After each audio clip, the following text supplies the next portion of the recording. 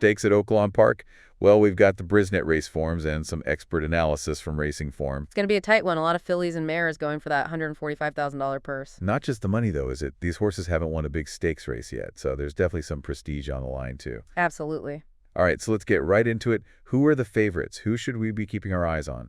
Well, the favorite right now, and for good reason, is Peignoir. She's got the highest prime power rating at 133.2. Whoa, that's impressive. It is, and her speed figures at this distance, they're consistently in the 92 to 94 range. So she's fast. She's very fast. Okay, but what kind of betting strategy should we be thinking about with Peignoir? Do we just put all their money on the favorite? Well, I wouldn't just blindly bet on the favorite. You always got to look for value. Ideally, you want to see her odds kind of drift above 31. Above 31, okay. And another thing to keep in mind is she needs a clean break from the starting gate.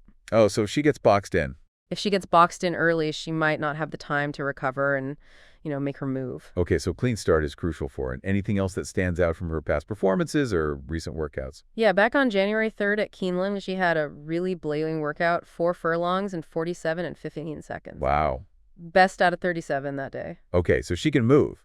But can she handle the pressure of being the favorite? Yeah, well, she did lose her last race as the favorite, so that's something to consider. But her trainer, Rodolphe Brisset, he's got a reputation for being pretty meticulous. So he's not gonna. He doesn't enter horses unless they're ready. He knows what he's doing. Okay, so Peignoir is definitely one to watch. But who else could shake things up? Any potential upsets brewing out there? Keep an eye on In Just My Heels. She's kind of a wild card. Listed at 31 on the morning line. Okay. Her late pace is phenomenal, and you've got the highest class rating in the field. Highest class rating, meaning she's been competing against tougher competition. Exactly. Beating tougher competition. All right, so that makes her the one to beat. Well, it makes her very dangerous, especially if the pace is fast. She'll need those front runners to tire each other out so she can kind of make a late charge. All right, so the pace of the race is going to be a big factor for her.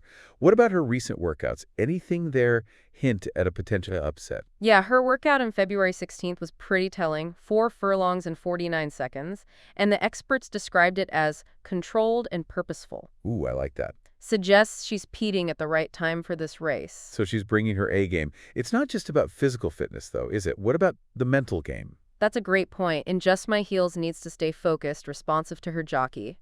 Racing Form analysts, they noted that a good sign for her would be composed in the paddock, sharp, not sweating. Ah, okay, so look for those signs. We've got Peignoir, the speed demon, In Just My Heels, the late bloomer. Who else should we be factoring into our predictions? Don't overlook Indy Label. She's listed at 81, but I think she's got a real shot at shaking things up. Her speed figures, specifically at 1 mile, are the best in the field. And this race is 1 mile, right? It is 1 mile. So that's a good sign. Why are her odds so long then? Couple things. First, her trainer doesn't have the best track record in these types of stakes races. Oh, okay. And second, she's drawn the outside post position, which statistically is a disadvantage at Oaklawn Park. So post position can actually influence a horse's chances. Tell me about that. Yeah, think of it like this. A horse starting on the outside, they have to cover more ground to get to the rail, which is, the shortest path around the track. Right, right. That extra distance can be the difference between winning and losing, especially in a tight race. So post position is definitely working against Indy Label. But she does seem to like Oaklawn, performs well at this distance. Exactly, and she tends to improve after a loss. And if the pace is fast, those 81 odds could offer some serious value.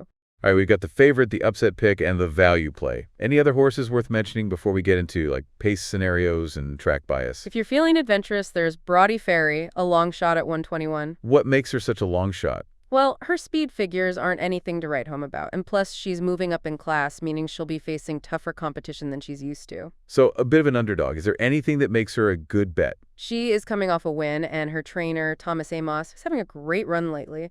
3 wins in his last 8 starts, and her jockey, Dylan Davis, he's known for his skill with closers. Okay, so a long shot with a few things going for it. But before I put all my money on Brodie Fairy, what kind of betting strategy would you recommend for a horse like that?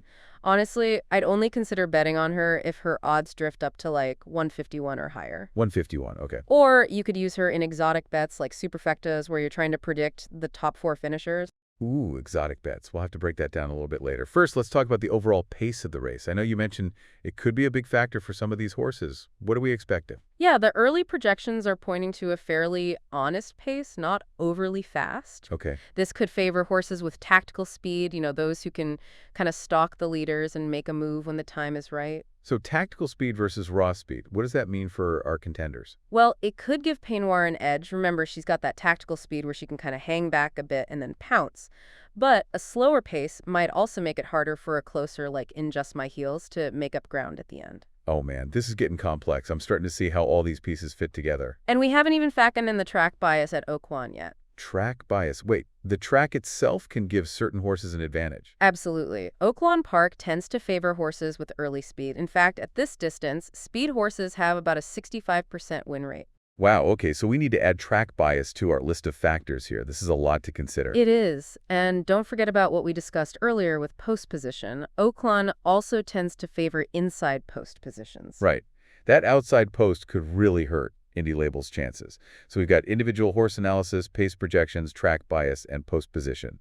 Is there anything else we need to know before we make our final predictions? There's one more crucial element that often gets overlooked: late odds movement. Keep an eye on how the odds shift as we get closer to post time. Why is that important? It can tell you a lot about how the smart money is betting. You see Peignoir's odds suddenly drop. It could mean experienced bettors are confident in her chances. On the flip side, if Indy Label's odds drift even higher, it could signal a lack of confidence. So it's not just about our initial analysis, it's about staying informed right up until the race begins. Exactly. It's all part of the thrill of horse racing. Now, are you ready to try and predict how this race might unfold? Let's do it. Give me your predicted race flow. Okay, picture this. The gates open, and Peignoir and Bruneborn, both known for their early speed, they charge to the front, battling for the lead. Oh, dramatic start. It is. Meanwhile, Indy Label settles into a comfortable mid-pack position, conserving energy for that potential late surge. As they round the final turn, the early pace starts to take its toll on the leaders. Peignoir begins to fade. Oh no. Does she lose the lead? Bruneborn digs deep, trying to hold on. And then, seemingly out of nowhere, here comes In Just My Heels, flying down the outside, her powerful strides eating up the ground. This is incredible. Who wins? Who wins? That's for you to decide. But in this scenario, with her late cants and that strong trainer-jockey combo, In Just My Heels has a real shot at pulling off a thrilling upset. Okay, I'm hooked. We've got Peignoir, the potential frontrunner. In Just My Heels, the late charger. Indy Label, the value play, just waiting for her moment. And Brodie Ferry, the long shot, hoping to defy the odds. It's going to be an exciting race. We'll be right back after a quick word from our sponsors. So before the break, we were really painting a picture there. It sounds like it's going to be a close one. Yeah, it could be a photo finish. But before we go all in on our predictions, let's remind ourselves about some of those crucial betting strategies that we've discussed. Right. Don't want to get caught up in the excitement and forget the fundamentals. Exactly. So let's recap. Peignoir, the favorite, could be a solid bet if her odds are above 31. And if she gets a clean break. Right. But remember, she lost her last race as the favorite. Yeah, that's true. In Just My Heels, she's your pick if the pace is fast. Right. And those odds stay around 51 or better. Her late pace is impressive, and those recent workouts suggest she's in top form. Top form, yeah. Exactly. And don't forget about her mental state. Oh, yeah. Racing form analysts mention that she needs to be composed in the paddock, sharp, not sweating. That's a key indicator for her. Right. It's not just about the physical. Mental toughness is crucial. Absolutely. Okay, then we have Indy Label, our value play at 81. Her speed figures at 1 mile are excellent. Yeah, she can really move. But her trainer's record in stakes races and that outside post position. Working against her. Working against her. Yeah. If you're feeling lucky and those odds stay high, she could be worth a bet. But keep in mind, Oaklawn's track bias favors early speed. Early speed, yep. And those inside posts. Inside posts, definitely. So Indy Label's facing an uphill battle in more ways than one. And then there's Brodie Ferry, our long shot, our long shot. She's a gamble for sure. I wouldn't bet on her to win unless those odds jump up to 151 or higher. 151 or higher, okay. At least.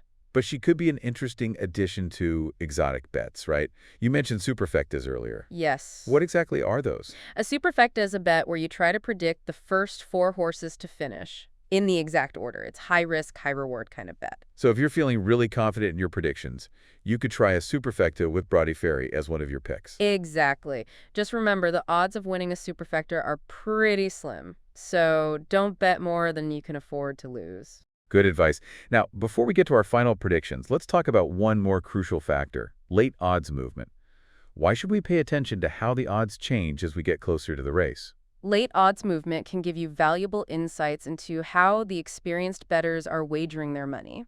If you see Peignoir's odds suddenly drop, it could mean that the smart money is coming in on her. So we should be watching for those last-minute shifts in the odds. It could reveal some, like, hidden trends. Absolutely. It's almost like a secret language you can use to decipher the collective wisdom of the crowd. Okay, I think we've covered all the bases. We've analyzed the contenders, discussed pace scenarios, factored in track bias, post position, and even touched on late odds movement. Now the moment of truth. Yeah. What are your final predictions for the Trivista Overnight Stakes? It's a tough call. It is. This race is wide open, and any of these horses could pull off a win. But if I had to choose, I'd say In Just My Heels has the best chance. Really? Even with Peignoir's impressive speed? Yes. And prime power rating? I think the pace will be fast enough to set up In Just My Heels' late charge. Okay. Plus, her recent workouts and overall demeanor, I think she's peaking at the right time. Right. Interesting. So you're leaning towards the upset. I am. In Just My Heels is a strong contender. I'm actually more intrigued by Indy Label. Indy Label, okay. I know her trainer's record in stakes races is a concern, and that outside post position is a disadvantage, but her speed at this distance is undeniable. So you're saying the data outweighs those other factors? Exactly. I think she has a real chance to overcome those obstacles and surprise everyone. And at 81, she offers a lot of value. So we've got two compelling arguments here. It's going to be interesting. In Just My Heels, the potential upset pick. And Indy Label, the data-driven value play. Two very different strategies.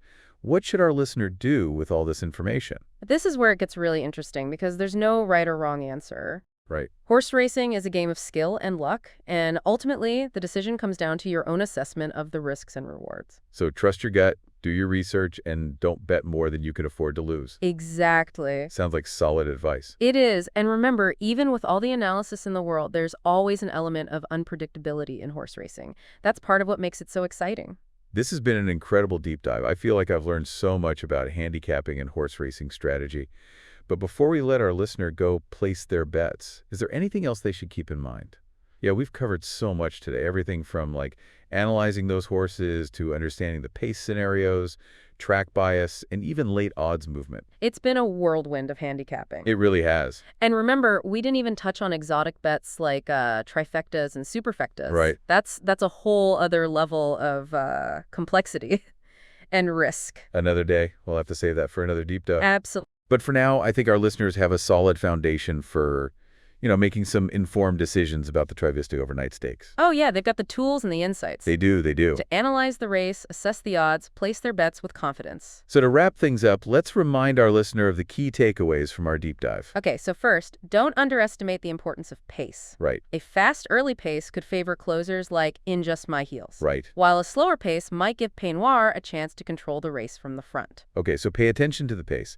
Second, Pay attention to track bias. track bias, right? Oaklawn Park, it tends to favor early speed and horses with inside post positions. Okay, track bias. Third, Keep a close eye on that late odds movement. It can be really revealing, shows you how those experienced bettors are wager on their money. late odds movement. And finally, Trust your gut, do your research, weigh those risks and rewards, and make the bets that feel right to you.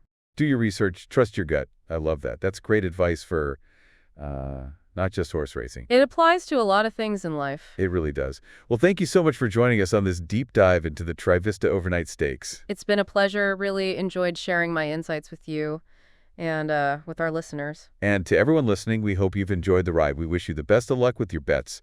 Remember, no matter who you choose, the Trivista Overnight Stakes is going to be a thrilling race. Oh, it's going to be a good one. It is. Sit back, relax, and enjoy the spectacle. And if you have any questions or want to share your own predictions, be sure to reach out to us on social media. We'd love to hear from you. Always love hearing from the listeners. Until next time, happy handicapping. Happy handicapping.